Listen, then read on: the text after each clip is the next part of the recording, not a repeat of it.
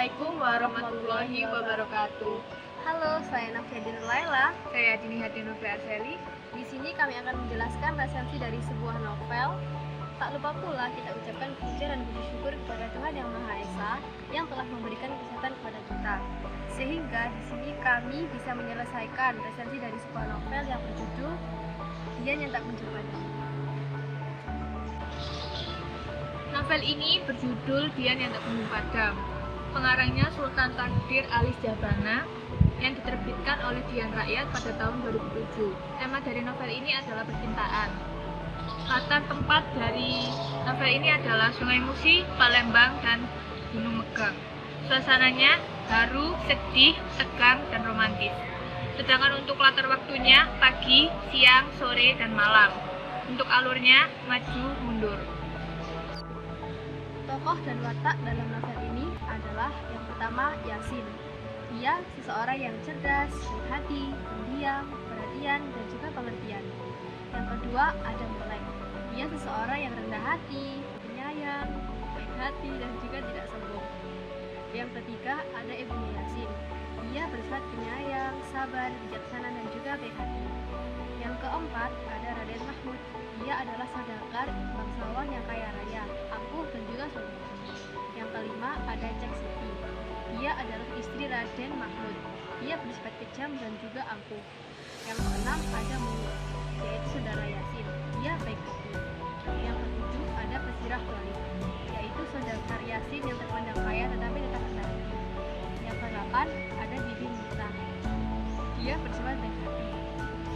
Yang kesembilan ada Ayah dan ibunya Tolik. Dia baik hati.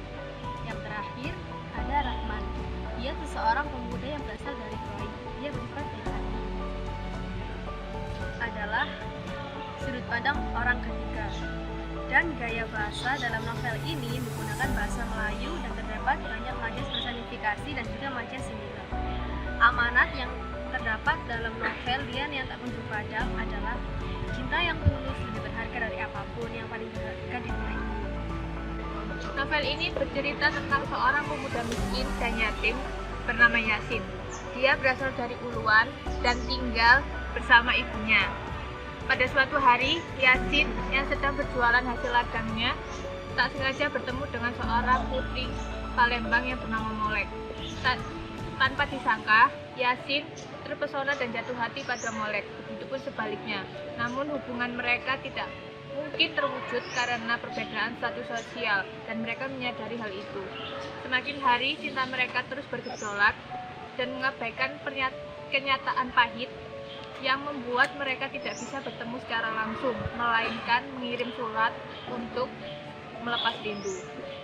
Pada suatu hari, Yasin memutuskan untuk mengakhiri hubungan percintaannya sembunyi dengan datang untuk melamar secara terang-terangan dan memberitahukan hal itu kepada keluarga Yasin.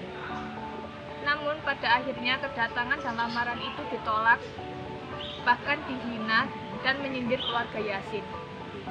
Tak lama kemudian keluarga Molek kedatangan seorang saudagar kaya yang bernama Sayed dengan maksud melamar Molek. Orang tua Molek menerima lamaran itu dan pernikahan terjadi. Namun Molek merasa tidak bahagia karena Sayed selalu bersikap kasar dan tak pernah menafkahi Molek. Semua perlakuan Sayed hanya sebatas ingin menguasai harta kekayaan orang tua Molek saja.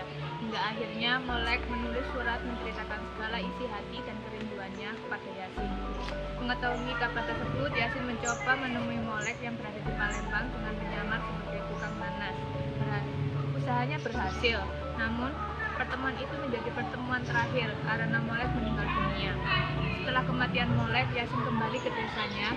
Tak lama kemudian ibunya meninggal dunia.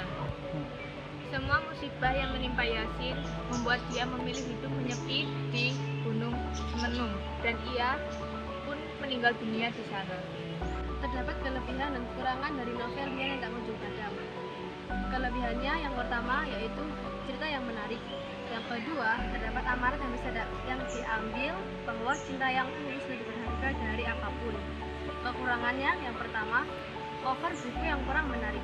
Yang kedua, gaya bahasa yang banyak menggunakan majas personifikasi dan juga simile, sehingga bahasanya agak sulit dipahami pembaca.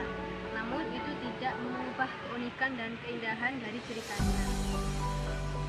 Kesimpulannya adalah buku ini cocok dibaca untuk kalangan remaja dan juga kalangan dewasa, karena dalam novel Dian yang tak kunjung padam ini mengandung tema percintaan. Sekian dari kelompok kami yang telah meresensi novel yang berjudul Dian yang tak kunjung padam. Saya akhiri. Wassalamualaikum warahmatullahi wabarakatuh.